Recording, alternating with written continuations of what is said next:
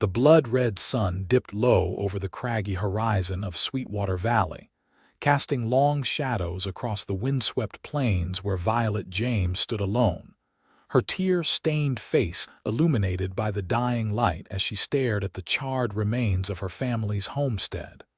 Montana Territory, 1876. The unforgiving land had claimed yet another dream, and Violet found herself utterly alone at 22 years of age. The fire had taken everything: her widowed father, their modest home, and the last vestiges of the respectable life they'd built after fleeing St. Louis 3 years prior. All that remained were the clothes on her back, her father's pocket watch, and the heavy burden of secrets she carried. She had nowhere to go, no family to turn to. The nearest town, Clearwater Springs, lay 15 miles west. With night approaching, Violet gathered what little courage remained and began walking, her worn boots kicking up dust with each determined step. She would not die here, not tonight. Hours later, exhaustion threatened to overcome her. The moon hung high overhead, casting silver light across the prairie. In the distance, a pinprick of orange light flickered a campfire. Violet hesitated, knowing the dangers a lone woman faced approaching strangers in the wilderness. But the alternative was spending the night exposed to wolves and the biting Montana cold. "Hello," she called cautiously, approaching the light. "Is anyone there?" A tall figure rose from beside the fire, silhouetted against the flames. The unmistakable shape of a gun appeared in his hand. "That's far enough," a deep voice commanded. "State your business, please," Violet said, raising her empty hands. "I mean no harm. My home burned down today. My father is dead. I have nowhere to go." The figure considered her for a long moment before lowering the weapon. "Come into the light." As Violet stepped forward, the stranger's features became visible. He was tall and broad-shouldered, with a weathered face that spoke of years under the harsh western sun. His eyes, deep blue and piercing, studied her with cautious intensity. A dark brown hat sat atop his head and a star-shaped badge gleamed on his chest. "Marshal Hayes Anderson," he introduced himself, holstering his weapon. "What's your name, miss?" "Violet James." She swayed slightly, exhaustion taking its toll. The marshal moved quickly, catching her arm before she could fall. "Easy now. When's the last time you ate?" "Yesterday morning," she admitted. Without another word, he guided her to a log beside the fire and handed her a tin cup of coffee and a plate with beans and jerky. As Violet ate, Marshal Anderson watched her with an unreadable expression. "Your place that burned down was at the James homestead about 10 miles east," Violet nodded, swallowing hard. "Yes. Lightning struck during the storm this afternoon. Father was inside. I was at the creek, washing clothes." The marshal's expression softened. "I'm sorry for your loss, Miss James. Your father was a good man. You knew him. Not well, met him in town a few times." He poked at the fire with a stick. "Where were you heading?" "Clearwater Springs. I thought perhaps I could find work there." "As what?" Violet stared into the flames. "I can sew, cook, clean. I'm educated. I could teach, perhaps. It's a rough town. Not many families yet." The marshal studied her for a moment. "I'm heading back there tomorrow. You can ride with me if you like. Might be safer than traveling alone." Relief washed over her. "Thank you, Marshal. I would be grateful." They fell silent, the crackling fire filling the void between them. Violet's thoughts drifted to her father, to the life they'd built, and to the secrets that had driven them from St. Louis. Secrets that might follow her still. "You should rest," Marshal Anderson said, interrupting her thoughts. "Take my bedroll. I'll keep watch." "I couldn't possibly. I insist." His tone brooked no argument. "Dawn comes early and we've got a long ride tomorrow." Despite her protests, exhaustion soon claimed Violet, and she fell into a restless sleep filled with dreams of fire and the life she'd left behind. Morning arrived with pale light and birdsong. Violet woke to the smell of coffee and bacon. Marshal Anderson sat across the rekindled fire, his hat pushed back, revealing sandy brown hair streaked with gold in the morning sun. "Good morning," he said, nodding toward a tin plate beside her. "Eat up. We'll leave within the hour." As they rode double on his chestnut gelding, Violet found herself increasingly aware of the man whose arms encircled her to hold the reins. His presence was solid and reassuring, yet there was something distant about him that sparked her curiosity. "Have you been a marshal long?" she asked, breaking the silence that had stretched between them. 5 years, he answered. "Came west after the war. You fought in the war between the states, Union cavalry." His voice was matter-of-fact. "Enlisted at 18. Spent 3 years fighting, then couldn't settle back into normal life in Pennsylvania." Violet nodded. "My father was similar. He served with the Union as well, though he rarely spoke of it. Most men don't." They crested a hill, and Clearwater Springs came into view, a collection of wooden buildings straddling a wide dirt road, with mountains rising majestically behind it. "It's not much," Marshal Anderson said, "but it's growing. The railroad's coming through next year, they say." As they rode into town, Violet became acutely aware of the stares directed their way. Women on boardwalks whispered behind gloved hands. Men paused in their activities, watching with open curiosity as the marshal rode past with a disheveled woman. "Don't mind them," he murmured. "News is currency in small towns, and you're the most interesting thing to happen this week." He guided his horse to a modest 2-story building with "Sheriff" painted on a wooden sign outside. Dismounting, he helped Violet down with strong, steady hands. "My office is here," he explained. "Living quarters upstairs. You can clean up while I make some inquiries about work for you."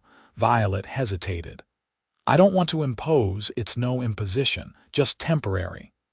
His expression softened slightly. "Besides, wouldn't be right to leave you with nowhere to go."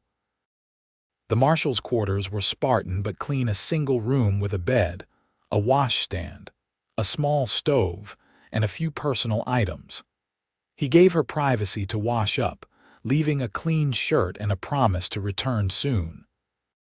Alone, Violet finally allowed herself to fully feel the grief that had been building since the fire. She sobbed quietly as she washed away the soot and dirt, mourning her father and the simple life they'd built together. When the tears finally subsided, she changed into the marshal's shirt, which hung like a dress on her smaller frame, and washed her own clothes in the basin. A knock at the door startled her. "Miss James, it's Hayes Anderson. 1 moment, please." Violet quickly finished buttoning the shirt and opened the door. The marshal stood with a bundle in his arms. "Mrs. Holloway from the general store sent these. Said they belonged to her daughter who's gone east to school. Thought they might fit you." Touched by the unexpected kindness, Violet accepted the clothes. "That's very generous. Please thank her for me." "You can thank her yourself. She's offered you a position at the store." He removed his hat, running a hand through his hair. "It's not much pay, but includes a room in the back. Might be a good start until you decide what you want to do next." Relief washed over her. "That's wonderful news. When can I start?" "Tomorrow morning." He shifted awkwardly. "You're welcome to stay here tonight. I'll take the chair downstairs." "Marshal Anderson, I couldn't possibly—" "Hayes," he interrupted. "If you're sleeping in my bed, you might as well use my given name." A small smile touched her lips. "Very well, Hayes. Then I insist you call me Violet." Something in his eyes softened. "Violet it is, then." That evening, they shared a simple meal at the town's only restaurant. Hayes was recognized by everyone, greeted with respect tinged with wariness. Violet noticed how he kept his back to the wall, eyes constantly scanning the room, the habits of a man accustomed to danger. "You seem to know everyone," she observed. "Part of the job." He cut into his steak. "Town this size, everyone knows everyone else's business. And what do they know of yours?" His eyes met hers. "Not much. I keep to myself. A solitary man by choice and by nature." A ghost of a smile touched his lips. "Perhaps both." As they walked back to his office under a star-filled sky, Violet found herself drawn to this quiet, honorable man who had shown her such unexpected kindness. There was a sadness about him that resonated with her own wounds, hidden but no less deep. "Thank you," she said softly as they reached his door, "for everything." Hayes nodded, his expression unreadable in the moonlight. "Get some rest, Violet. Tomorrow's a new beginning for you." Morning brought a fresh start at the general store. Mrs. Holloway was a kind, plump woman with graying hair and a no-nonsense attitude. She showed Violet the small but clean room behind the store and explained her duties, helping customers, keeping inventory, and occasionally assisting with the mail that came through on the stagecoach twice weekly.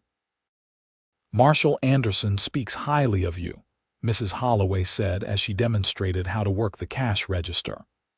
"Says you've had some hardship, but you're educated and hardworking." "He's been very kind," Violet replied, wondering what else the typically taciturn Marshal had shared. "He's a good man," Mrs. Holloway nodded. "Keeps to himself mostly, but fair and honest. This town was lawless before he came. Now decent folks can sleep easier."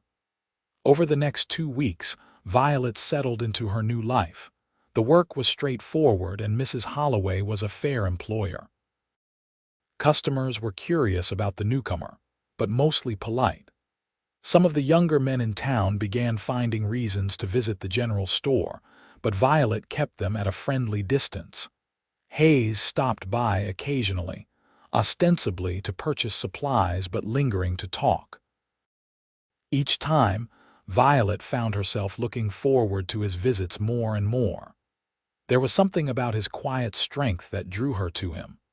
One evening, as she was closing up the store, she spotted him across the street, deep in conversation with a well-dressed woman. Something in their familiar manner made Violet's heart twist unexpectedly. The woman touched Hayes's arm, leaning close to say something that made him nod seriously. Mrs. Holloway appeared beside Violet. "That's Miss Eleanor Thornton. Owns the largest ranch outside town. Been sweet on the Marshal for years, though he doesn't seem to notice. They look quite comfortable together," Violet observed, trying to keep her voice neutral. "Oh, they go back. Her brother and the Marshal served together in the war." Mrs. Holloway gave Violet a knowing look. "But if you're wondering, there's nothing between them. Not from lack of trying on her part, mind you." Heat rose to Violet's cheeks. "I wasn't, of course not, dear." Mrs. Holloway patted her arm. "Now, why don't you run these ledgers over to the Marshal's office when you're done here?" He asked for last month's supply records. With the ledgers clutched to her chest, Violet crossed the street. Hayes was alone now, watching her approach with that intense gaze that always made her pulse quicken. "Mrs. Holloway said you needed these," she said, holding out the books. "Thank you." Their fingers brushed as he took them, sending an unexpected warmth through her. "How are you settling in?" "Well enough. Everyone's been kind." Hayes nodded, studying her face. "You still look tired. Are you sleeping?" The genuine concern in his voice touched her. "Some nights are harder than others," she admitted. "I keep dreaming of the fire." "That'll pass with time." He hesitated. "I was about to get some dinner at the hotel. Would you care to join me?" The invitation surprised her. "I wouldn't want to impose on your evening." "You wouldn't be." Something vulnerable flickered in his eyes. "Truth is, I'd welcome the company." Over dinner, they spoke of lighter things, books they'd read, places they'd seen. Violet discovered that, beneath his reserved exterior, Hayes was well-read and thoughtful. He listened intently when she spoke of her childhood in St. Louis, her eyes lighting up as she described the grand library her mother had loved. "You miss it," he observed. "The city life." Violet considered this. "Parts of it. The culture, perhaps. But there's something honest about the West that appeals to me. People here may be rough around the edges, but they don't hide behind social niceties. Most don't anyway." A shadow crossed his face. "Though every town has its secrets. Speaking from experience, Marshal." His lips quirked in a half-smile. "You could say that." As they walked back to the store in the gathering dusk, their hands brushed accidentally. Neither pulled away immediately, and for a brief moment, their fingers intertwined. When they reached her door, Violet turned to face him, suddenly aware of how close they were standing. "Thank you for dinner," she said softly. Hayes looked down at her, something unspoken in his eyes. For a heartbeat, she thought he might kiss her. Instead, he took a step back, touching the brim of his hat. "Good night, Violet." She watched him walk away, his tall figure disappearing into the shadows, and wondered what ghosts haunted the man who had saved her. The following Saturday brought excitement to Clearwater Springs. A traveling show was passing through, promising music, comedy, and amazing feats of skill and daring. The townspeople buzzed with anticipation, and Mrs. Holloway closed the store early so everyone could attend. "You should go," she told Violet. "Do you good to have some entertainment." The show was set up in an open field at the edge of town. Colorful banners fluttered in the evening breeze, and lanterns cast a warm glow over the gathering crowd. Children ran about excitedly while their parents socialized. Violet stood uncertainly at the edge of the festivities, feeling out of place. Then a familiar voice spoke behind her. "Didn't expect to see you here." She turned to find Hayes watching her, his expression softer than usual in the lantern light. "Mrs. Holloway insisted," Violet explained. "Said I've been working too hard.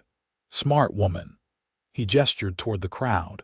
"Care for some company." They found seats on a hay bale as the show began. The performers were better than Violet had expected: a talented violinist, a surprisingly funny comedian, and a pair of acrobats who performed breathtaking feats. Throughout it all, she was acutely aware of Hayes beside her, their shoulders occasionally touching. During intermission, he bought them each a cup of cider from a vendor. As they sipped the warm, spiced drink, Violet noticed a man watching them from across the field, tall, well-dressed, with cold eyes that seemed to look through her. "Hayes," she said quietly. "Who is that man over there?" "The one in the black coat." Hayes followed her gaze, his body tensing slightly. "Jerome Blackwell, owns the Silver Dollar Saloon." His voice had hardened. "Why do you ask? He's staring at us." A chill ran through her that had nothing to do with the evening air. "At me, specifically." "Blackwell stares at all the pretty women in town," Hayes said, but his casual tone didn't match the alertness in his eyes. "Pay him no mind. He's harmless enough, so long as you stay out of his establishment." But as the show resumed, Violet couldn't shake the feeling of unease. There was something in Blackwell's gaze that felt almost familiar, as if he recognized her. That night, her dreams were troubled. She was back in St. Louis, running through cobblestone streets as someone pursued her. When she looked back, it was Jerome Blackwell's face she saw, twisted in a menacing smile.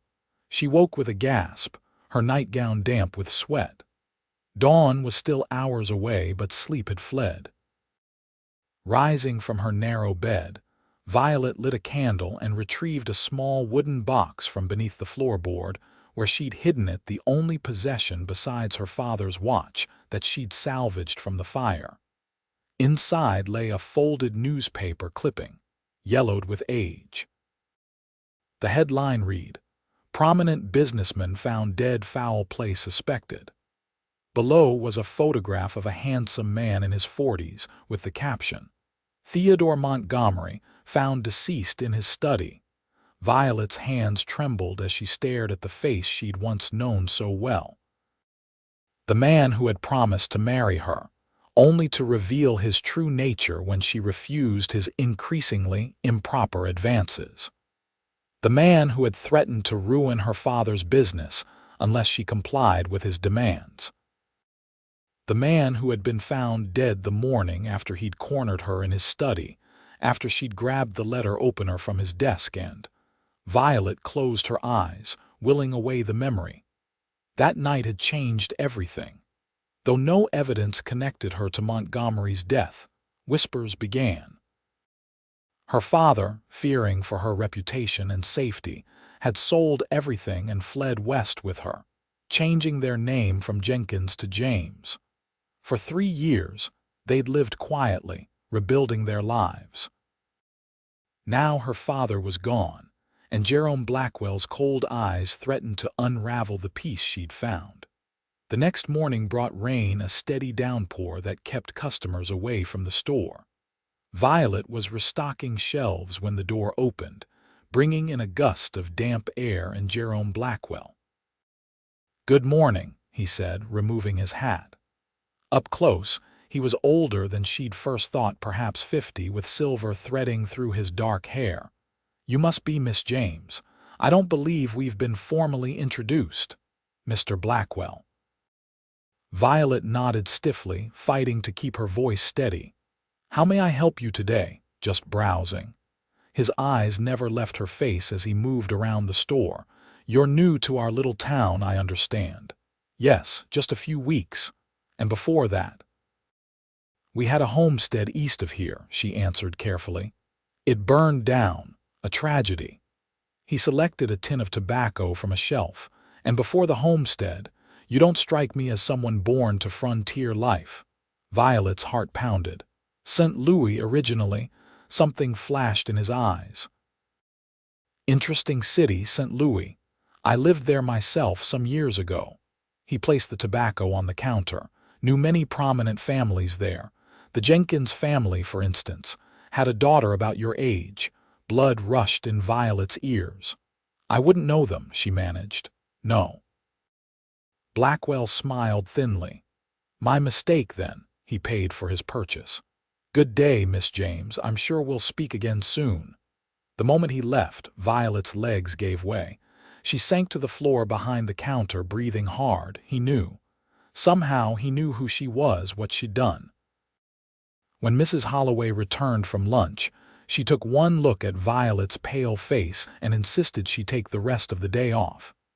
"You look like you've seen a ghost, child. Go rest. I can manage here." Instead of returning to her room, Violet found herself walking through the rain toward the marshal's office. She needed to tell someone, and Hayes was the only person she trusted.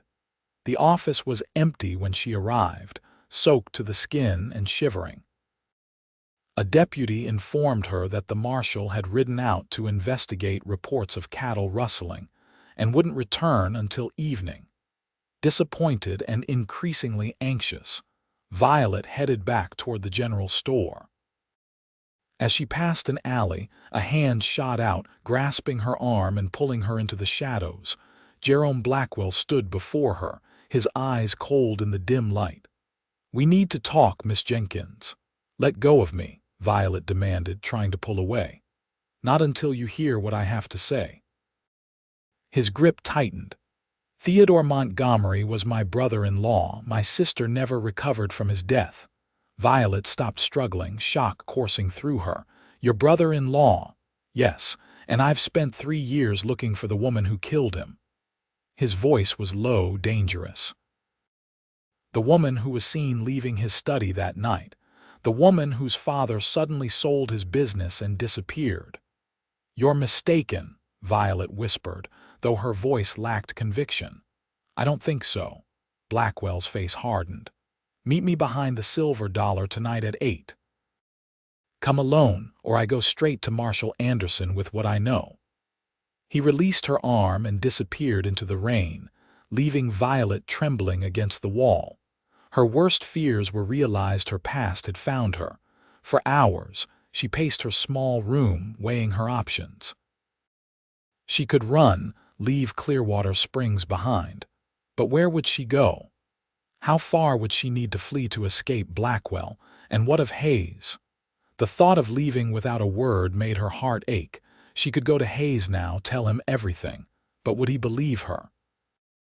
Would he understand that Montgomery's death had been an accident, self-defense against a man who wouldn't take no for an answer?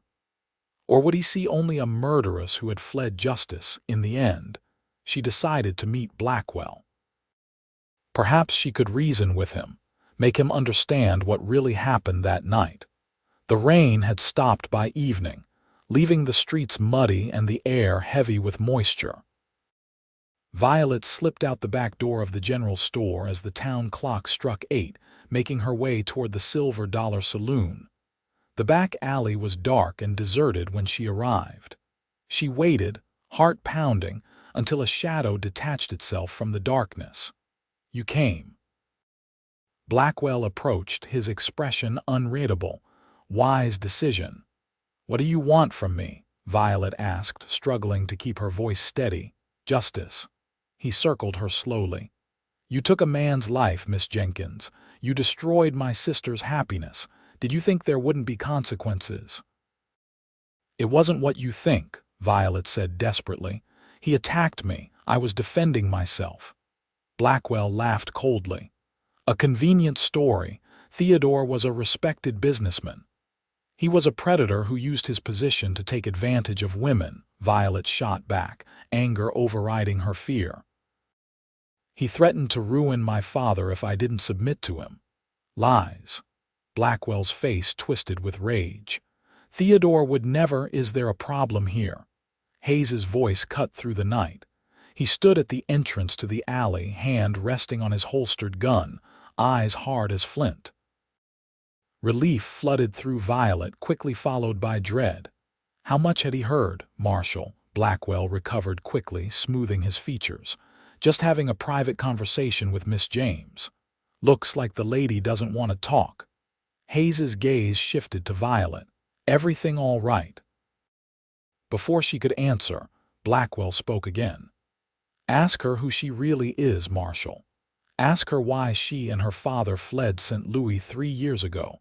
Ask her about Theodore Montgomery." Violet felt the blood drain from her face. Hayes's expression remained impassive. "Miss James, would you like to come with me?" She nodded, unable to speak past the lump in her throat. "This isn't over," Blackwell called after them as Hayes led her away. "Truth has a way of coming out, Marshal, even buried truths." They walked in silence to Hayes's office. Inside, he lit a lamp and motioned for Violet to sit, then poured 2 glasses of whiskey, pushing one toward her. "Drink," he said. "You're shaking." Violet took a small sip, welcoming the burning warmth that spread through her chest. "Hayes, is your name really Violet James?" he asked quietly. She closed her eyes briefly. "James was my mother's maiden name. My father's name was Jenkins. We changed it when we came west." "And Theodore Montgomery," tears welled in her eyes. "He was a businessman in St. Louis. He courted me, promised marriage, but when I refused his inappropriate advances, he threatened my father's livelihood." The words tumbled out now, unstoppable. "One night he cornered me in his study. He wouldn't listen when I said no. There was a letter opener on his desk. I grabbed it just to frighten him, but he lunged at me and—" Her voice broke. Hayes remained silent, his face unreadable. "It was an accident," she whispered. "But who would believe me? He was powerful, respected. Father sold everything, and we fled that same night." Violet looked up at Hayes, tears streaming down her face. "I am ashamed," she wept. "So ashamed of what happened, of running away, of lying to everyone here, to you." For a long moment Hayes said nothing. Then he rose, circled the desk, and knelt before her. Gently he took her hands in his. "Violet," he said softly, "look at me." She raised her tear-filled eyes to his. The cowboy kissed her brow tenderly. "Then share shame no more." Violet stared at him in disbelief. You don't think I'm a murderer? I think you were a young woman who defended herself against a man who tried to force himself on you. His voice was gentle but firm. That's not murder in any law book I know. Fresh tears spilled down her cheeks, these of relief. Blackwell will go to the authorities. Let him try. Hayes's jaw set determinedly. I have friends in St. Louis who can look into Montgomery's death, find witnesses. The truth will come out, Violet. The full truth. Why would you do this for me? She whispered. Hayes reached up to brush a tear from her cheek. Because in the weeks I've known you, I've seen your kindness, your strength, your integrity. Because I believe you. His voice softened. And because I find myself caring for you more than I thought possible. Violet's heart soared at his words. Impulsively, she leaned forward and pressed her lips to his. After a moment of surprise, Hayes responded, drawing her closer, his kiss gentle yet filled with unmistakable emotion. When they finally pulled apart, Violet rested her forehead against his. What happens now? Now we face Blackwell together, Hayes said firmly. No more running, no more shame. The next day, Hayes sent telegrams to contacts in St. Louis, requesting information about Theodore Montgomery's death. Violet continued working at the general store, though Hayes insisted she stay at the boarding house where he could better ensure her safety. 3 days later, Blackwell confronted them publicly outside the church after Sunday services. Marshal, he called, loud enough for all to hear. I'm formally accusing this woman of the murder of Theodore Montgomery in St. Louis, 1873. A shocked murmur ran through the townspeople. Hayes stepped forward, placing himself slightly in front of Violet. That's a serious accusation, Blackwell. One I can prove, Blackwell sneered. I've already telegraphed the St. Louis authorities. As have I, Hayes replied calmly, and I've received some interesting responses. He pulled a telegram from his pocket. It seems Mr. Montgomery had a history of improper behavior toward young women. 3 other accusations were made against him before his death, all hushed up with money and threats. Blackwell's face darkened. Lies. There's more. Hayes continued reading. The maid who discovered Montgomery's body has confirmed that she saw him assault Miss Jenkins that night. She was too frightened to come forward then, but is willing to testify now that it was self-defense. This is absurd, Blackwell sputtered, but uncertainty had crept into his voice. One last thing, Hayes said, his voice hardening. My inquiries revealed that you, Blackwell, owed Montgomery a substantial sum of money, a debt that was forgiven upon his death. Interesting timing. The crowd gasped. Blackwell's face contorted with rage. His hand moved toward his coat, but Hayes was faster, drawing his gun in one fluid motion. Don't, Hayes warned. For a tense moment, Blackwell seemed ready to draw anyway. Then his shoulders slumped. This isn't over, he growled before turning and stalking away.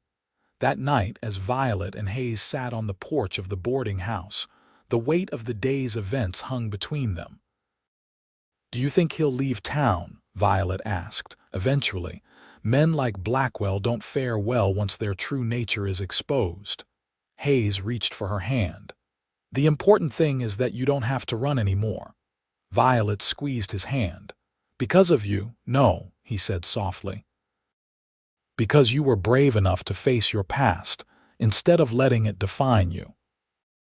Under a canopy of stars, Hayes told her his own story, how he'd returned from the war to find his fiancée married to another man, how he'd wandered westward carrying his own shame and regret, how he'd finally found purpose as a lawman.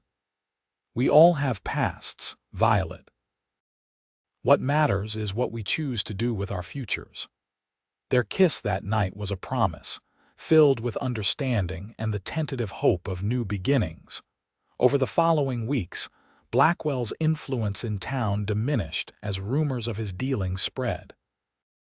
When he finally departed for San Francisco, few in Clearwater Springs mourned his absence. 6 months later, on a crisp autumn day, Violet stood beside Hayes beneath a canopy of golden leaves as the town's minister pronounced them husband and wife. Mrs. Holloway beamed from the front row, dabbing at her eyes with a handkerchief. That evening, as they sat on the porch of the small house Hayes had built on the edge of town, Violet rested her head on her husband's shoulder. "Are you happy?" he asked, stroking her hair. "Happier than I ever thought possible," she answered honestly. "For so long I carried my shame like a stone around my neck. Now I feel free." Hayes smiled, pressing a kiss to her temple. "That's all I want for you, freedom from the past, a future filled with joy." "Our future," Violet corrected, taking his hand and placing it gently on her stomach. "All three of us." Hayes's eyes widened in wonder. "You're certain?" she nodded, her heart full as she watched joy spread across his face. "Due in spring, the doctor says." He pulled her into his arms, his kiss conveying all the love words couldn't express. When they finally broke apart, he rested his forehead against hers. "No more shame," he whispered. "Only love from this day forward." "Only love," Violet agreed. As the stars began to appear in the darkening sky above their home, their sanctuary, their new beginning,